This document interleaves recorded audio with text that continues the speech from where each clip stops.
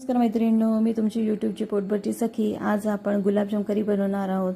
ही करी शक्यतो राजस्थानमध्ये बनवली जाते, खायला खूप छान आणि टेस्टी लागते। चला तर मग बनवूया।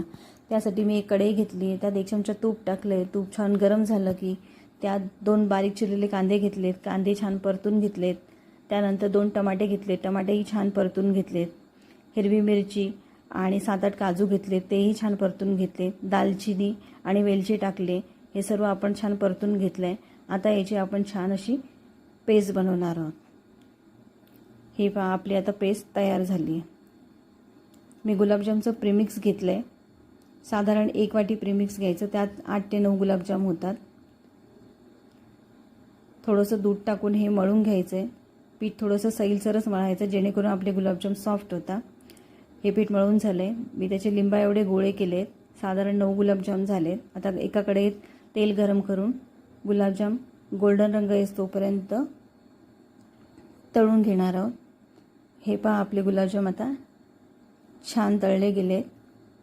ही ग्रेव्ही फुलक्यांबरोबर, पराठ्यांबरोबर खूप छान लागते। एक कढई घेतली आहे, त्यात 2 चमचे तूप टाकले,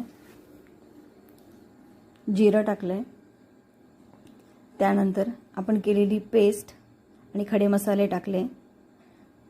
ते छान आता आपण परतून घेणार आहोत तेल सुटेपर्यंत।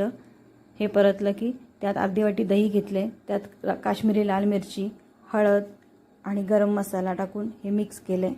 आता आपण हे त्या पेस्टमध्ये टाकणार आहोत।